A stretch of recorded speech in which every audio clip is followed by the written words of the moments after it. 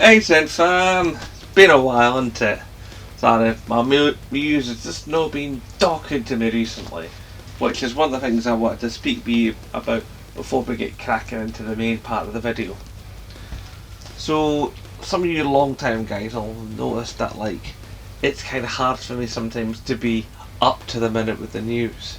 You know, work and family life and getting hold of the lounge after everybody else sometimes, not got that long before I go to bed, and it's hard for me to put a video together because, editing and loading onto the YouTube server and thumbnails and all the rest of it. So, it does lead me to think that if you want me to be newsy, then it's probably going to have to either be one of two ways.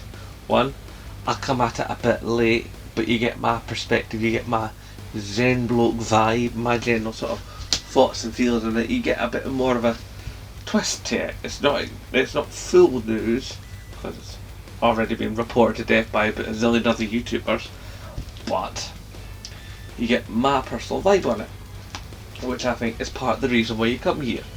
You come here for the mad Scottish bloke, don't you? Don't you? I don't know.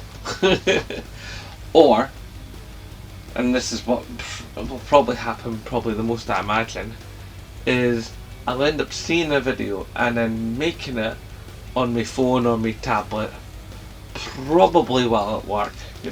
I'll steal away at my lunch break, I'll quickly shove my lunch down my neck, run to a back part of the warehouse, make a video on the fly, but it won't look as good, it'll sound not quite as good as these do. Obviously there will be any technical green screeny jiggery pokery. I might be able to do a little bit of fanciness by putting something behind me in like a second image that sometimes works. And it's and of course there'll be no thumbnail because you can't put your thumbnails into your YouTube videos when you're doing it through an iOS or an Android device, because mobile devices don't talk with YouTube Studio. You can call up YouTube Studio, but it won't work.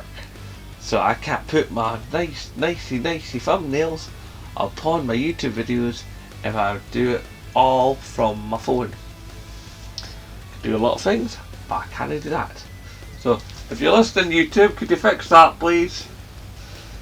But to the main crux of tonight's video. Right, so you read the title and you're going, hang on, whoa. A platform that's poop. Zen bloke about to pick a side here, because usually he's neutral. And it's like, no. But you're going, but surely, because you're like a PlayStation guy, first you're going to go smashing in on Xbox, you're going to tear it to full, you're going to go, Game Pass, get out of here, and all the rest of it. No, that's not what I'm going to do.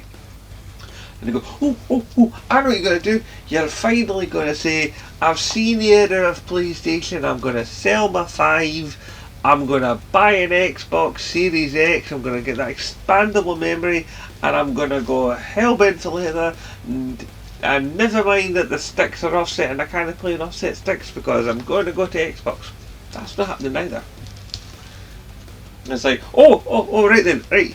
You're going to go Nintendo, aren't you? Because Nintendo, they're the boys. I go, I'm not going to talk about Nintendo. I mean, yes, okay, they treat YouTubers horribly. And, they are very much on the proprietoriness and, the Joy-Cons are messing with their stuff. But, if you love YouTube, if you love Nintendo, you love Nintendo. And that doesn't make you any less a gamer. Right then, he's going to go after mobile gaming. No, I'm not going to do that neither. Because I've always said, you guys who've been here a long time, I've always said this. That's what makes you happy. If you're happy happen, let your happy happen there. If you play a bunch of Candy Crush and that's what you do, then that takes you out of that space and gets you to, to your happy place, then that's gaming for you. That's valid. PC! He's going after PC! He's finally going after the Master Race. He's going to give them what for? No, I'm not. PC is fine as well. mean, I don't like PC because I'm not good at it. You know, I can't do that whole keyboard mouse thing. Give me a controller. And I know I can connect a controller to a PC, but quite frankly, I've no the money for PC gaming. All the time, all the patience. I mean, I'm not want to deal with like drivers and chips and motherboards and RTX this and the other is this. No. Just can't. I mean, I have a basic PC that admittedly is starting to die. The only reason that's ever gets switched on is to annotate these videos. Okay, everything else I do online is done on my phone or my tablet. A little bit on my PlayStation, but you know, it's like there's still no web browser on the PlayStation 5, so you need to fix that. Okay, so you're going, alright, then what's that? Oh, wait, he didn't really think much to Stadia, he's going after that Amazon platform. No. You're going, oh, what the hell are you going after then, Zen bloke? What platform's poop? I'll tell you what platform is poop. Are you ready for this? Because you'll see it coming. Well, there's maybe a couple of you clever ones that figured it out. Right? But here's the platform that, for gamers, this platform, absolute epitome of the garbage truck on fire. You ready for this? eBay.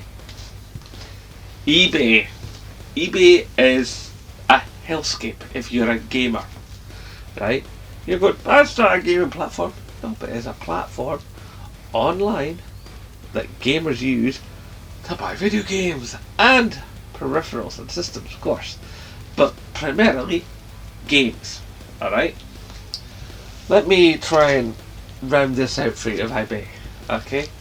Let's say you've been looking online, you know, or in shops, if you can get in the shop, you know, just, you know, situation being what it is, that you'll say you want to buy yourself a PlayStation 5 version of Assassin's Creed Valhalla.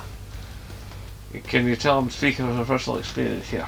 Anyway, so you go online and you go, right, Assassin's Creed Valhalla, PlayStation 5, and yeah, up it comes, and you go, Jesus game, what are you doing here?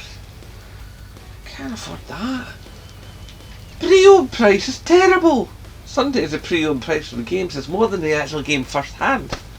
Sometimes, not always, but it does happen. There are reasons for it that I might talk about in another video, but no, they're now. Some of you smarter ones that they probably care what it is or not, you could probably Google it. But the fact of the matter is, the second-hand prices are often not that much better than the first-hand prices. And that's the reason for that, of course, is that, you know, when they take the game in, they need to make sure to get enough profit from that game. I mean, one, it's going to sit on the shelf to sell, so it's taking up space, right? And then you've got to pay the staff, you've got to pay like your license to the local authority for running a second-hand shop, you know, for police checks and stuff to make sure that none of the stuff in the store is stolen. You know, you've got insurance, you've got electricity bills, you probably have a cleaning service you pay for, your rubbish pickup, you know, your recycling run, you know, all your dues to the local council, your insurance, your taxes.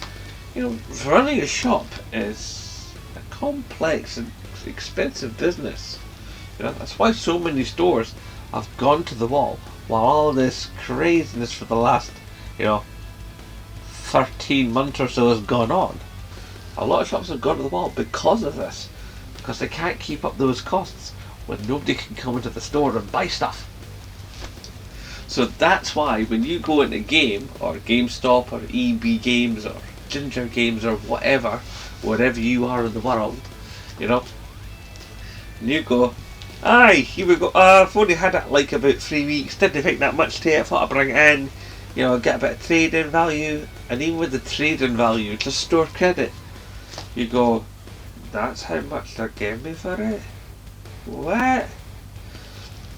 And that's why, because they give you these rubbish price, you know, to you it's a rubbish price, and let's face it, most of the time it's a rubbish price, you know, they're giving you that because they've got all these overheads that they have to cover. So you're stood there going, well, I need to sell this game so I can get more games. You know, because that's what you do when you're into physical stuff. You buy games so you can buy other games when they came for trading down the line. It's quite simple. And that's why physical games, to me personally, are better than digital games, because at least I can trade them in. So you go to eBay and you go, right, I'll sell my game on eBay. That's great. And it's great for you if you're the seller, because you're guaranteed to make at least some money, you know. But if you're buying games on eBay, that's when it becomes a whole different thing, boys and girls. Oh yes. Because what happens now, Assassin's Creed Valhalla for PlayStation 5 goes up in eBay among all the others. Let's say the person starts out with a reasonable starting bid, £3, right? £3, and probably call it another £2.5, £3 for postage and packing. So you're looking at a game that's going to cost you, from the bump, if nobody notices, if nobody notices the game, it's going to cost you £6 for the whole thing all in. You go, £6 all in, Assassin's Creed Valhalla. That's going on the watch list. And you click that watch list, and you feel confident in your position, you feel good about your purchase. You feel good about your purchase. You've not bought it yet, pal. No. Right? So then what's happened? Well, you've done that. Well, at least a dozen other people have come along and I've gone, oh, I'll put that on the watch list. That's only £6. That's fantastic, that. Click. You know. And then, as it gets closer and closer to the game being sold, some whiteo comes along and goes, right, well, they're all thinking it's that. I'm going to put 10 pence in it and bump it up to £6.10. Aye, £6.10, that game will be mine. So they go and put that bid on an extra 10p. They're like, yes. And then someone goes, oh, another 10p, I can do that. Boom, 320. Boom, 340. Boom, 350. It goes up and up and up, little bits, little bits, little bits, little bits. Gets to about £8, say. Well, this is just ballpark figures, but let's say it gets to about £8. Somebody goes, right, I've watched this on my watch list, I've seen the bids go beep, beep, beep, beep, beep, beep, beep. Let's chuck a whole quid at it. Bam, £9. Next thing you know, £9.50, £10. People start making bigger jumps. And it's like, and people go, but I want this game. Right, I suppose I could stretch to £12. Boom. It goes up, it goes up, it goes up, it goes up, and it just keeps climbing. And before you ken it, that game that was originally going to cost you about £30, if nobody noticed, right, if nobody noticed, it's now costing you more than it was new in a shop with a receipt and points on your loyalty card. A second-hand game. You don't know the quality of it. This could be scratched, it could be cracked, it could be fake. It could even be a fake seller selling you nothing.